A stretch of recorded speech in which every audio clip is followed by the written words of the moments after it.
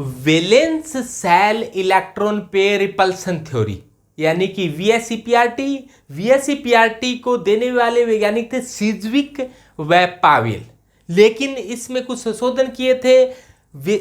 सिज्विक और पावेल के ये शिष्य थे गिलेस्पी और नाइहोम। तो गिलेस्पी, आजकल इसे गिलेस्पी व नाइहोम का ही सिद्धांत कहा जाता है। इस सिद्धांत में ये बताया गया कि यदि किसी कंपाउंड में केवल और केवल बॉन्ड पेयर हो, यानी कि लोन पेयर न हो, तो उसकी ज्यामिति अकॉर्डिंग टू हाइब्रिडाइजेशन संकर्ण के अनुसार होती है, यानी कि उसकी ज्यामिति सममित होती है। सममित ज्यामिति उसे कहा जाता है जिसके दो बराबर टुकड़े किए जा सकते हैं। जिस ज्यामिति के दो बराबर टुकड़े नहीं किए जा सकते उसको कहा जाता है असममित। तो केवल और केवल बॉन्ड पेयर हो, लोन पेयर नहीं हो, और बॉन्ड पेयर से जुड़ने वाले, बंध बनाने वाले यदि एक जैसे हैं तो ज्यामिति जरूर ही क्या होगी, सममित होगी, और बॉन्ड एंगल्स वैसे ही होंगे जैसे संकर्ण के अनुसार है। और संकर्ण के बारे में अपने पढ़ चुके हैं कि संकर्ण में क्या होता है। थोड़ा सा दोबारा से रिपीट देख लो कि sp हाइब्रिडाइजेशन है, तो sp हाइब्रिडाइजेशन की ज्यामिति होती है रेखीय, जिसे अपने लीनियर कह देते हैं। sp2 हाइब्रिडाइजेशन है, उसकी ज्यामिति होती है समतल त्रिकोणीय, जिसको अपने ट्राइएंगुलर कह देते हैं। sp3 हाइब्रिडाइजेशन है, तो sp3 हाइब्रिडाइजेशन है तो उसकी ज्यामिति होती है टेट्राहेड्रल, यानी कि चतुष्फलकीय। और sp3d हाइब्रिडाइजेशन है तो उसकी ज्यामिति होती है त्रिकोणीय द्विपिरामिडी, त्रिकोणीय द्विपिरामिडी, त्रिकोणीय द्विपिरामिडी, यानी कि इसको ट्राइएंगुलर बाईपिरामिडल कहा जा सकता है। ट्राइएंगुलर बाईपिरामिडल कहा जा सकता है। और चतुष्फलकीय टेट्राहेड्रल समतल त्रिकोणीय को ट्राइएंगुलर कहा जा सकता है, और रेखीय लीनियर कहते हैं। और यदि sp3 D2 हाइब्रिडाइजेशन है तो इसकी ज्यामिति होती है ओक्टाहेड्रल, यानी कि अष्टफलकीय होती है। और sp3d3 हाइब्रिडाइजेशन है तो इसकी ज्यामिति पंचकोणीय द्विपिरामिडी होती है, पंचकोणीय द्विपिरामिडी, पंचकोणीय द्विपिरामिडी, यानी कि पेंटागोनल बाईपिरामिडल होती है, पेंटागोनल बाईपिरामिडल होती है, बाईपिरामिडल होती है, पंचकोणीय द्विपिरामिडी होती है। तो इस प्रकार से इनकी ज्यामिति होती है। केवल बॉन्ड पेयर हो तब की बात है ये। यदि बॉन्ड पेयर के साथ साथ लोन पेयर भी हो, दूसरी कंडीशन क्या है, यदि बॉन्ड पेयर के साथ साथ लोन पेयर भी हो तो ज्यामिति में क्या आ जाता है, विचलन आ जाता है। तो ज्यामिति में विचलन किस प्रकार से आता है वो अपने डायग्राम के माध्यम से समझेंगे। रेखीय ज्यामिति इस प्रकार की होती है कि यहाँ पर इस प्रकार की ज्यामिति को रेखीय ज्यामिति कहा जाता है। समतल त्रिकोणीय ज्यामिति ऐसी होती है, इसको बनाकर भी दिखाएंगे। यदि एक लोन पेयर आ गया तो ज्यामिति कैसी हो जाएगी, यहाँ पर जैसे लोन पेयर आ गया तो वी आकार की हो जाएगी। चतुष्फलकीय ज्यामिति होती है वो इस प्रकार की होती है। चतुष्फलकीय ज्यामिति, यदि एक भी लोन पेयर आ जाए तो ज्यामिति है वो पिरामिडल हो जाती है, जैसा अमोनिया में अपने पढ़ेंगे, पिरामिडल ज्यामिति हो जाती है। और ये जैसे CH4 के अंदर परफेक्ट टेट्राहेड्रल होती है। दो लोन पेयर आ जाए तो ज्यामिति कैसी हो जाती है, वी शेप की हो जाती है। तो इस प्रकार से लोन पेयर चेंज होने पर ज्योमेट्री है वो चेंज हो रही है। यदि ऐसा हो कि sp3d हाइब्रिडाइजेशन हो तो जो ज्योमेट्री आती है वो त्रिकोणीय द्विपिरामिडी ज्यामिति आती है। यदि एक भी लोन पेयर आ गया है, यदि लोन पेयर एक भी आ गया है तो ज्योमेट्री क्या हो जाती है, बदल जाती है। तो एक भी लोन पेयर आ जाए तो त्रिकोणीय द्विपिरामिडी ज्यामिति अब नहीं रह पाती है, और लोन पेयर आता है वो इस प्रकार से यहाँ आता है। तो इस ज्यामिति को कहा जाता है, एक नाम होता है डेकुली, इसको ज्यामिति को डेकुली या सीसा ज्यामिति कहा जाता है, या फिर इसका और नाम हो सकता है इसे बहुत कम मात्रा में ये नाम आता है, लेकिन कई बार आ जाता है विकृत चतुष्फलकीय कह सकते हैं इसे, विकृत चतुष्फलकीय ज्यामिति कह सकते हैं। यदि अपने दो लोन पेयर आ जाए तो यदि त्रिकोणीय ज्यामिति के अंदर दो लोन पेयर आ जाए तो ये जैसे मान लो त्रिकोणीय ज्यामिति है, यहाँ ये इसी को बना देता हूँ, दो लोन पेयर आ गए, मान लो एक यहाँ पर आ गया है लोन पेयर, एक यहाँ पर आ गया है लोन पेयर, तो ज्यामिति कैसी बन गई है, ये टी शेप की ज्यामिति। इसको ऐसे है उल्ट कर देखोगे तो कैसी दिखाई देगी, टी शेप की ज्यामिति दिखाई देगी। यदि तीन लोन पेयर आ जाए तो इस ज्यामिति को क्या कहेंगे, तीन लोन पेयर आने से ये रेखीय ज्यामिति हो जाती है। चार लोन पेयर आ जाए तो भी क्या रहेगी, ये रेखीय ज्यामिति रहेगी। तो ये तो था sp3d की। sp3d2 हाइब्रिडाइजेशन की ज्यामिति ऑक्टाहेड्रल होती है, अष्टफलकीय होती है, इस प्रकार से कि एक इस प्रकार से जुड़े हुए हैं, और इस ज्यामिति को कहा जाता है ऑक्टाहेड्रल यानी कि अष्टफलकीय है। और अष्टफलकीय ज्यामिति में यदि अपने ऐसा हो कि अष्टफलकीय ज्यामिति के अंदर एक भी लोन पेयर आ जाए, इसको अष्टफलकीय क्यों कहते हैं, पहले तो इसको पूरा ढकें तो एक क्या बन जाता है, अष्टफलक। एक भी लोन पेयर आ जाए तो जैसे एक लोन पेयर आ जाए तो इसको कहेंगे वर्ग समतलीय पिरामिडल, एक लोन पेयर और आ जाए तो इसको क्या कहेंगे, वर्ग समतलीय द्विपिरामिडीय ज्यामिति कहेंगे इसको दोनों तरफ लोन पेयर न हो तो वर्ग समतलीय द्विपिरामिडी, एक तरफ लोन पेयर आ गया तो वर्ग समतलीय पिरामिडी, और दोनों तरफ लोन पेयर आ गया तो इसको वर्ग समतलीय कहेंगे, पिरामिड शब्द हट जाएगा। ये ज्यामिति कैसी है, अब स्क्वायर प्लेनर ज्यामिति बन गई। और यदि ऐसा होता तो ये अष्टफलकीय है या वर्ग समतलीय द्विपिरामिडी कह सकते हैं। यदि ऐसा होता तो एक तरफ लोन पेयर है, एक तरफ, तो इसको वर्ग समतल पिरामिड कहेंगे, वर्ग समतलीय द्विपिरामिड कहेंगे, केवल वर्ग समतलीय कहेंगे। इस प्रकार से तो लोन पेयर आने से ज्यामिति है वो बदल जाती है। जैसे ये पंचकोणीय ज्यामिति होती है, पंचकोणीय पेंटागोनल, यदि एक भी लोन पेयर आ जाए तो लोन पेयर आने से ये पंचकोणीय द्विपिरामिडी है, एक भी लोन पेयर आ जाए तो इस ज्यामिति को कहेंगे विकृत अष्टफलकीय। इस ज्यामिति को कहा जाता है विकृत अष्टफलकीय। तो ये ज्यामिति है वो लोन पेयर आने से क्या हो जाती है, चेंज हो जाती है। तो किस प्रकार से चेंज होती है इससे समझो। देखो sp हाइब्रिडाइजेशन होता है, sp हाइब्रिडाइजेशन से आप ज्यामिति को समझो कि sp हाइब्रिडाइजेशन होता है तो ये ज्यामिति होती है। यदि sp2 हाइब्रिडाइजेशन हो जाए तो ज्यामिति कैसी हो जाती है, ऐसी हो जाती है। sp2 हाइब्रिडाइजेशन से ज्यामिति ऐसी हो जाती है। यदि एक लोन पेयर हो, एक लोन पेयर आ गया, लोन पेयर का ज्यामिति निर्माण में कोई योगदान नहीं होता, लोन पेयर बहुत ही छोटा होता है आप जानते हो, तो ये इस ज्यामिति को क्या कहेंगे, वी शेप कहेंगे। तो एक लोन पेयर आ गया तो इस ज्यामिति को कहा जाता है वी शेप कहा जाता है। यदि दो लोन पेयर आ गए तो इसकी ज्यामिति क्या आ जाएगी, रेखीय ज्यामिति का आ जाएगी। इसी प्रकार से चतुष्फलकीय ज्यामिति के बारे में आप जानते हो कि चतुष्फलकीय ज्यामिति कैसी होती है। तो चतुष्फलकीय को आप ऐसे समझो कि इस प्रकार से है चतुष्फलकीय ज्यामिति। तो ये चतुष्फलकीय ज्यामिति ऐसी होती है, आप जानते हो। यदि एक लोन पेयर आ गया, चतुष्फलकीय ज्यामिति को कैसे ही घुमा लो चे, इस ज्यामिति में चेंजिंग नहीं आती। ये देखो, ये चतुष्फलकीय ज्यामिति, ऐसे देख लो, ऐसे देख लो, ऐसे देख लो, चतुष्फलकीय ज्यामिति है ये। यदि एक भी लोन पेयर आ गया, जैसे मान लो ऊपर लोन पेयर आ गया, तो इस ज्यामिति को कहेंगे पिरामिडीय। इस ज्यामिति को पिरामिडीय, झोपड़ी जैसी है, तो इस ज्यामिति को झोपड़ी जैसी या पिरामिडीय कहेंगे। एक और लोन पेयर आ जाए तो इस ज्यामिति को क्या कहेंगे, वी शेप कहेंगे। एक और लोन पेयर आ जाए तो इस ज्यामिति को क्या कहेंगे, रेखीय ज्यामिति कहेंगे। इसी प्रकार से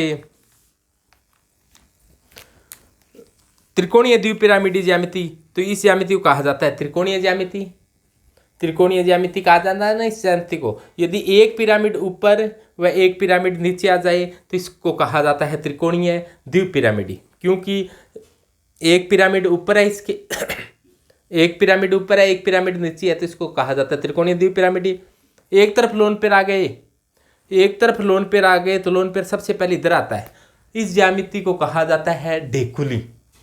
इस ज्यामिति को कौन सी ज्यामिति कहा जाता है? डेकुली। डेकुली, या इसका नाम होता है सीसा। सीसा, सीसा कह दिया जाता है यार डेकुली। या इसको देखो, ऐसी ज्यामिति को चतुष्फलकीय कहते हैं। ऐसी ज्यामिति को चतुष्फलकीय कहते हैं। और इसमें क्या है, बस थोड़ा सा ऐसे ही तो है। तो इस ज्यामिति को विकृत चतुष्फलकीय भी कह सकते हैं, क्योंकि अपने जानते हैं ऐसी ज्यामिति को अपने चतुष्फलकीय ज्यामिति कहा है। तो इसमें थोड़ा सा ही चेंजिंग है, इसको थोड़ा सा ऐसे कर दो, इसको थोड़ा ऐसा कर दो। तो इस ज्यामिति को कहा जाता है विकृत चतुष्फलकीय ज्यामिति कह देते हैं। यदि एक लोन पेयर और आ जाए तो इस ज्यामिति को क्या कहेंगे? इस ज्यामिति को टी शेप कहेंगे। इसमें टी बहुत सुंदर तरीके से बनती है, दिखाई दे रही है आपको टी शेप। एक लोन पेयर और आ जाए तो इस ज्यामिति को आप क्या कहोगे? वी शेप कहोगे। इसी प्रकार से अष्टफलकीय संकुल है तो उसमें ज्यामिति कैसे बनेगी? अष्टफलकीय संकुल में ज्यामिति ऐसी होती है, ये वर्ग समतल है। वर्ग समतल जो DsP2 हाइब्रिडाइजेशन में ये वर्ग समतलीय ज्यामिति है, इस कोणों को मिलाने पर एक वर्ग बन जाता है, इसलिए वर्ग समतलीय कहा जाता है। यदि एक इस प्रकार से हो तो वर्ग समतलीय पिरामिडी, एक और हो तो इसको कहेंगे वर्ग समतलीय द्विपिरामिडी।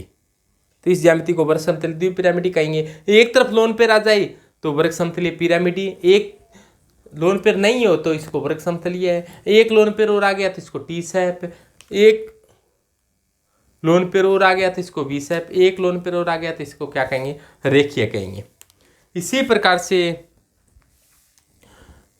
sp3d2 हाइब्रिडाइजेशन पाया जाता है, उसकी ज्यामिति होती है पंचकोणीय। तो इस ज्यामिति को कहा जाता है पंचकोणीय ज्यामिति। और तो ये पंचकोणीय ज्यामिति है। एक लोन पेयर मान लो ऊपर है और एक लोन पेयर मान लो कि नीचे है।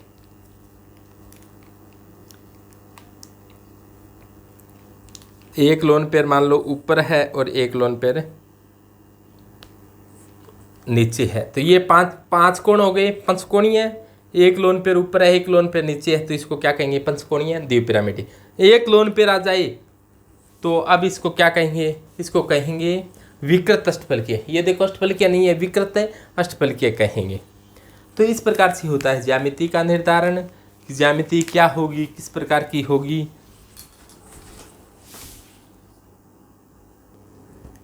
यदि रेखीय ज्यामिति होती है तो बॉन्ड एंगल 180 का होता है। ऐसा आपको पता है कि रेखीय ज्यामिति CO2 में, BeCl2 में, एसिटिलीन में पाई जाती है।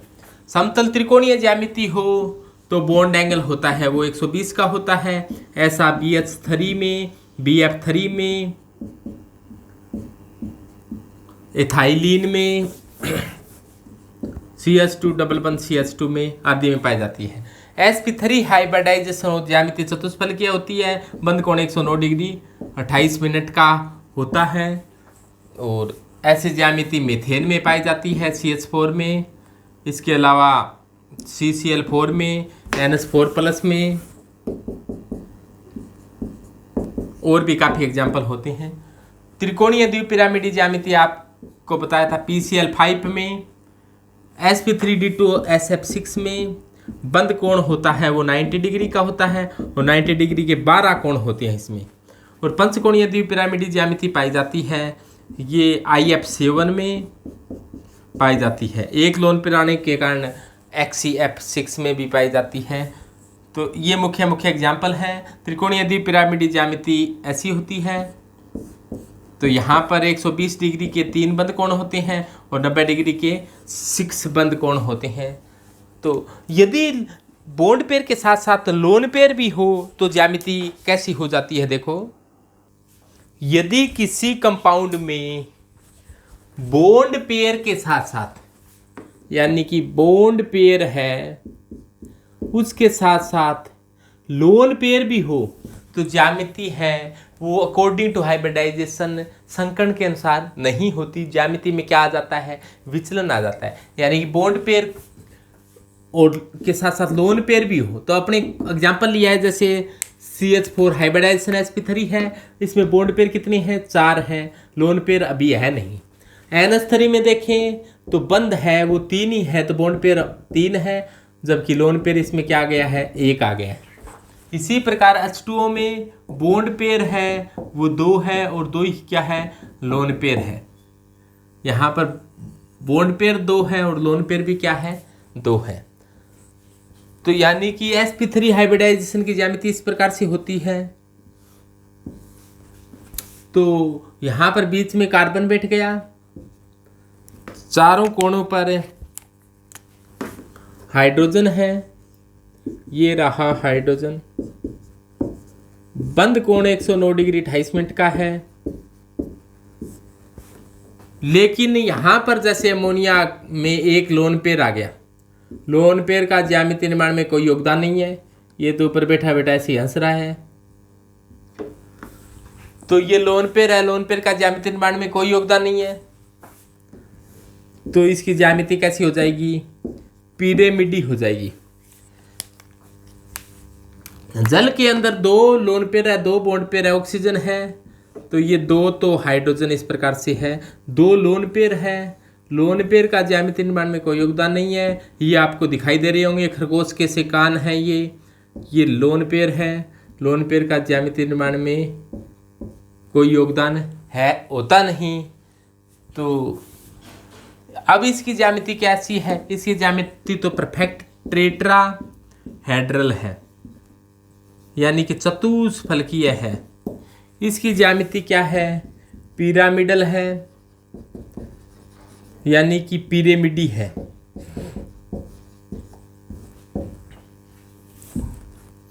इसकी ज्यामिति कैसी होती है, वी शेप की होती है, वी जैसी होती है। यहां पर क्या होता है, जब लोन पेयर बॉन्ड पेयर के साथ साथ लोन पेयर भी आ जाता है तो इसमें क्या होता है, विचलन देखने को मिलता है। क्या क्या होता है इसमें कि लोन पेयर और लोन पेयर के बीच में प्रतिकर्षण होता है। हमेशा ही लोन पेयर इस इलेक्ट्रॉनों पर चार्ज नेगेटिव है, इस पर नेगेटिव, इस पर नेगेटिव, इस पर भी नेगेटिव, इस पर भी नेगेटिव। नेगेटिव के बीच में क्या होगा, प्रतिकर्षण होगा, लड़ाई होगी, ये एक दूसरे को धक्का देंगे, इसको कहा जाता है LP प्रतिकर्षण। तो ये बड़ा होता है सबसे। इसके बाद में क्या होता है, लोन पेयर और बॉन्ड पेयर के बीच में भी क्या होता है, जिसने बंध बनाने में पार्टिसिपेट कर लिया उनको कहा जाता है BP बॉन्ड पेयर। तो बॉन्ड पेयर के बीच, बॉन्ड पेयर और लोन पेयर के बीच में भी प्रतिकर्षण होता है।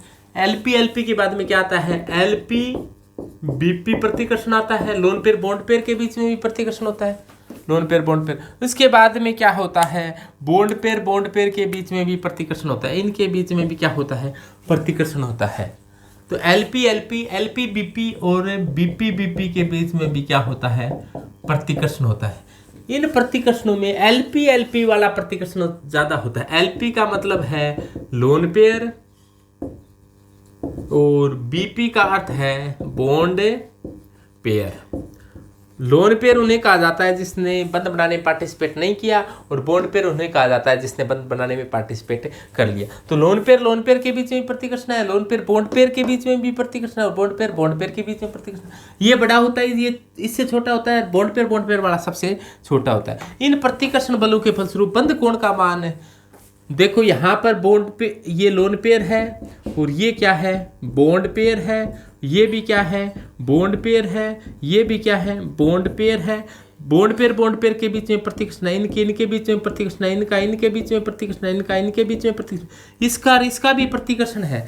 तो बहुत से प्रतिकर्षण बलों के फलस्वरूप बंध कोण का मान 109 डिग्री 28 मिनट से घटकर कितना हो जाता है, 106 डिग्री 45 मिनट का रह जाता है। और यहाँ पर 109 डिग्री 28 मिनट से घटकर 104 डिग्री 27 मिनट का रह जाता है। यानी कि यदि किसी कंपाउंड में बॉन्ड पेयर के साथ साथ लोन पेयर भी उपस्थित हो तो यहाँ पर कई प्रतिकर्षण बल कार्य करते हैं। प्रतिकर्षण बल दिखाए गए हैं।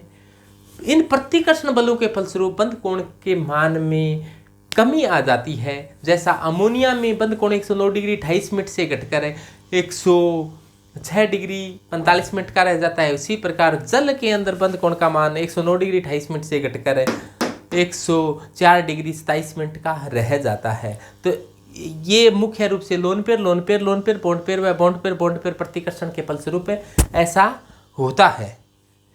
तो ऐसा भी VSEPRT valence shell electron pair repulsion theory में बताया गया। SF4 का एग्जाम्पल और बता दें आपको। SF4 कहीं वैसा ही होता है जैसा TeCl4 होता है। तो देखो SF4 में हाइब्रिडाइजेशन होता है sp3d। इसमें लोन पेयर बॉन्ड पेयर कितने होते हैं? बॉन्ड पेयर देखो sp3d 1 3 2 5 जुड़ने वाले होने चाहिए। और जुड़ने वाले कितने हैं? 4 है। 4 जुड़ने वाले हैं, बॉन्ड पेयर 4 है, तो इसका मतलब एक क्या है? लोन पेयर है। तो sp3d हाइब्रिडाइजेशन की ज्यामिति कैसी होती है? ऐसी होती है। एक त्रिकोण है।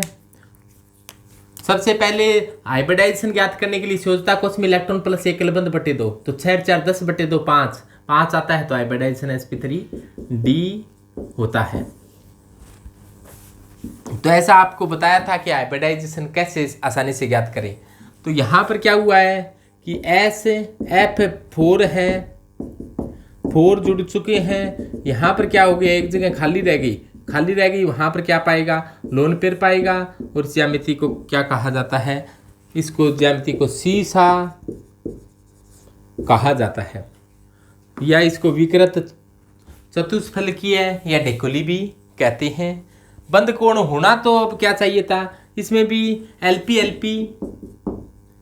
LP प्रतिकर्षण तो नहीं लगता क्योंकि LP एक ही है, तो LP BP लगेगा और BP लगेगा।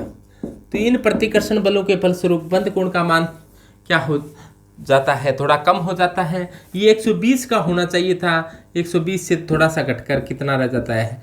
118 रह जाता है। ये 90 डिग्री का होना चाहिए था, 90 डिग्री से घटकर 89 डिग्री का रह जाता है। यानी कि बंद कोण में क्या आ जाता है? विचलन आ जाता है। इसी प्रकार ClF3 है या BrF3 है, इसमें भी हाइब्रिडाइजेशन 7 + 3 चौथा कोश में इलेक्ट्रॉन प्लस एकल बंद बटे 2, तो 10 बटे 2 कितना आ गया? sp3d हाइब्रिडाइजेशन है। तो sp3d हाइब्रिडाइजेशन की ज्यामिति तो ऐसी होनी चाहिए थी कि एक इस प्रकार की ज्यामिति होनी चाहिए। यहाँ पर कौन है? Cl यहाँ पर बैठा, तो 3F है, एक फ्लोरीन यहाँ, एक यहाँ और एक यहाँ, तो ClF3। यहाँ पर क्या है? लोन पेयर है। लोन पेयर का ज्यामिति निर्माण में कोई योगदान होता नहीं, तो ये इस ज्यामिति को कहेंगे त्रिकोणीय द्विपिरामिडी ज्यामिति होनी चाहिए थी। लेकिन ये ज्यामिति कैसी हो चुकी है? आपको पता है कि यह ज्यामिति T-शैप ज्यामिति हो चुकी है।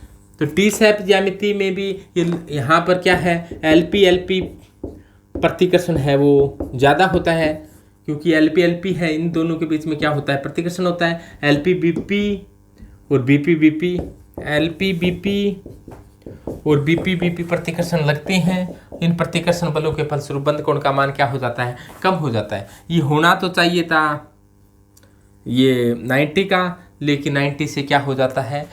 कम हो जाता है। यानी कि 90 इसका मान इन प्रतिकर्षण बलों के फलस्वरूप घटकर 90 से घटकर कितना रह जाता है? 87.6 रह जाता है। तो ये कोण ऐसा होना तो ऐसा चाहिए, थोड़ा सा ये इस प्रकार से थोड़ा झुक गया, तो ये 90 से घटकर क्या रह गया? 80 लगभग 87 रह गया, तो 87.6 रह जाता है। यानी कि अब देखो इसकी शैप T-शैप पूरी T-शैप नहीं रही, T-शैप तो 90 की होती तब रहती, तो ये ऐसी शैप हो गई। यानी कि यहाँ पर क्या है? क्लोरीन है, यहाँ फ्लोरीन, तो ये पूरी T-शैप नहीं, तो इस ज्यामिति को कहेंगे विकृत T-शैप। यानी कि ज्यामिति कैसी हो जाती है? विकृत T-शैप हो जाती है। यानी कि यदि बॉन्ड पेयर के साथ साथ लोन पेयर हो तो ज्यामिति बदल जाती है। तो VSEPRT में बताया गया कि यदि केंद्रीय एटम सेम हो और उससे जुड़ने वालों की विद्युत ऋणता बढ़ेगी, तो जुड़ने वालों की विद्युत ऋणता जैसे आयोडीन है, इसकी विद्युत ऋणता 2.5 होती है, ब्रोमीन की विद्युत ऋणता 2.8 होती है, क्लोरीन की 3 होती है, फ्लोरीन की 4 होती है। तो जैसे जैसे En यानी कि इलेक्ट्रोनेगेटिविटी, विद्युत ऋणात्मकता या विद्युत ऋणता बढ़ती है तो बॉन्ड एंगल का मान क्या होता जाता है, कम होता जाता है। क्यों होता जाता है? क्योंकि इसमें विद्युत ऋणता बढ़ेगी तो बंध के इलेक्ट्रॉन थोड़ी दूर चले जाएंगे, यहाँ पर बंध के इलेक्ट्रॉन थोड़े नज़दीक हैं, यहाँ पर बंध के इलेक्ट्रॉन थोड़ी और ज़्यादा नज़दीक हैं। तो इस प्रकार से यहाँ पर बंध के इलेक्ट्रॉन ज़्यादा नज़दीक होते हैं तो प्रतिकर्षण क्या होगा, इस पर भी माइनस इस पर भी माइनस, प्रतिकर्षण ज़्यादा होगा तो बॉन्ड एंगल क्या होता है, ज़्यादा। तो अपने ऐसे कहें कि बॉन्ड एंगल मोर बॉन्ड एंगल, ज़्यादा बॉन्ड एंगल होगा यहाँ पर क्या होगा, कम में बंध कोण होगा, यहाँ पर बंध कोण का मान क्या हो जाएगा, कम हो जाएगा। यानी कि जैसे जैसे केंद्रीय परमाणु से जुड़े परमाणु की विद्युत ऋणता बढ़ती है तो बॉन्ड एंगल क्या हो जाता है, कम हो जाता है। होते कितने हैं, इसका लगभग 98 होता है और इसका लगभग कितना होता है, 102 होता है। होना 109 डिग्री 28 मिनट चाहिए था, लेकिन ये लोन पेयर बॉन्ड पेयर के कारण थोड़ा कम हो गया है। लेकिन इस तुलनात्मक रूप से देखें तो इसका ज़्यादा इसका कम इस प्रकार से है कि विद्युत ऋणता बढ़ेगी वैसे वैसे बॉन्ड एंगल क्या होता जाएगा, कम होता जाएगा। यानी जुड़ने वाले की विद्युत ऋणता बढ़ेगी, बॉन्ड एंगल का मान कम होगा।